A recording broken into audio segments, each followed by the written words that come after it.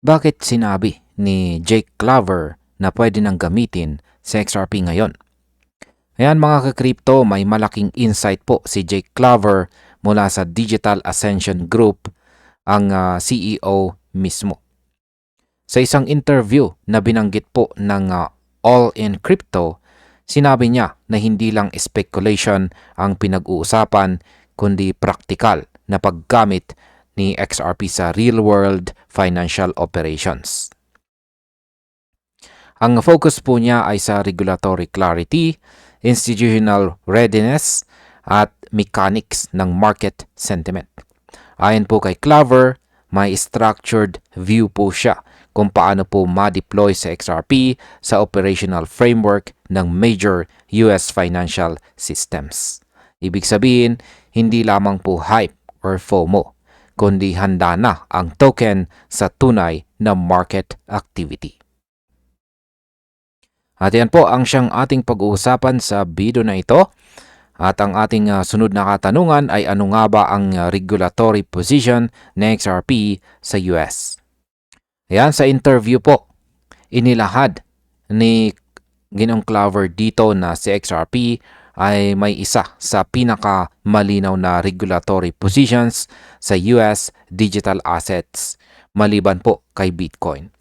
Hanggang matapos po ang bagong legislation gaya po ng Clarity Act, may functional advantage sa XRP sa mabilis na settlement at saka liquidity support. Kung kakailanganin po ng financial entities na mag-process ng transactions sa ilalim po ng systemic stress, maaari nang gamitin sa XRP para sa real-time settlement sa DTCC na central sa US market infrastructure. Ibig pong sabihin, ang token ay hindi po basta speculative asset, kundi may structural, meron pong practical role sa real-world finance. Ngayon ay paano naman po nakikilahok ang Nasdaq at ang Project Ion? Yan, sabi po ni ayon po kay Ginong Claver, yan, siya po ay nag-refer sa Swell Conference kung saan ay nakipag-usap ang president ng Nasdaq kay Ripple President Monica Long. Ayon po sa kanya, nakasaad po sa usapan na ang unang major application ng distributed ledger technology sa Nasdaq ay back-end trade settlement sa DTCC. Ipinakita rin niya ang connection po sa Project Ion na nag-i-explore ng modernization sa clearance at saka settlement processes. Dito, malinaw. Malalaking market operators ay nakatutok po sa blockchain technology para sa operational role, hindi lamang para sa speculation. Kaya ang mensahe po ay sa XRP ay may practical use sa real financial systems.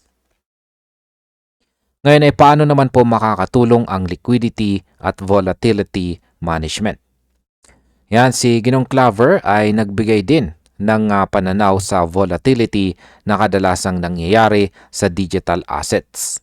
Ayon po sa kanya, kadalasan ang swings ay nagmumula sa speculation, leverage positions at impact ng malalaking holders. Pinaghambing niya ito sa Bitcoin market cycle ngayon at kung saan ang ETF-driven liquidity ay nag-contribute sa mas stable na price action. Ang takeaway ay kapag sa XRP ay nag-develop ng sustained liquidity sa institutional scale, posibleng magpakita po ng mas consistent pricing at saka reduced volatility. Ito po ay critical para sa paggamit ng settlement at sa pagtibay ng market structure. Ngayon ay ano po ba ang role ng institutional settlement flows? Yan, ayon po kay Ginong Claver, kapag may sapat na liquidity, maaaring gamitin po sa XRP para mag-settle ng market operations sa scale. Magbibigay po ito ng consistent transaction volume na sumusuporta sa long-term price stability. Binanggit po niya na kapag lumampas ang asset sa major price threshold at naging actively used sa market infrastructure, posible pong hindi na ito bumalik sa dating historical levels. Sa madaling salita, ang institutional settlement flows ay pwede pong magsilbing price floor sa token at magtatayo ng structural backstop. Ito ay critical para sa long-term adoption at confidence sa market. Ngayon ay paano naman po makakaapekto sa adoption ang practical utility ng XRP? Yan, si Ginong Claver ay nag-conclude na ang ganitong setup ay mag-i-encourage ng mas malakas na institutional participation.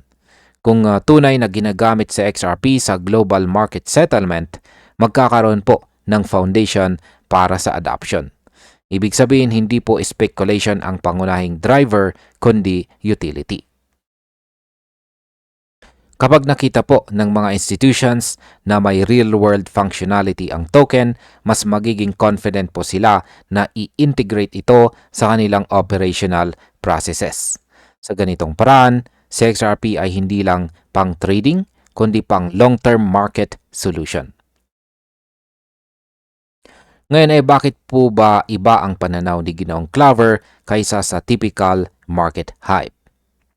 Ayan, ang punto po ni Ginoong Jake Claver ay malinaw. Hindi po ito kwento ng pump at saka dump. Hindi po speculation. Ang nakikita po niya ay structured, operational at regulated environment kung saan may real-world purpose sa XRP. Sa ibang mga analyst, madalas puro price prediction at saka sentiment ang tinututukan. Pero si Ginoong Claver, tinitignan po niya ang asset bilang functional tool, kapwa sa settlement at liquidity support sa major financial systems. Kaya kapag nag-react ang market sa balita, ang movement ay base po sa institutional adoption at operational needs, hindi lamang po sa hype. At bilang panghuli ay ano naman ang aking masasabi tungkol dito. Para po sa mga traders at investors, ang lesson po dito ay malinaw. Sa XRP ay may regulatory clarity, institutional readiness, at practical settlement potential. Kung ang market ay nag-iisip ng long-term stability at adoption, dapat tingnan po ang flow ng liquidity, settlement integration, at saka ETF inflows. Hindi po puro chart analysis at retail sentiment. Ang paggamit po ng XRP sa operational framework ng US financial system ay signal na may solid foundation ang asset.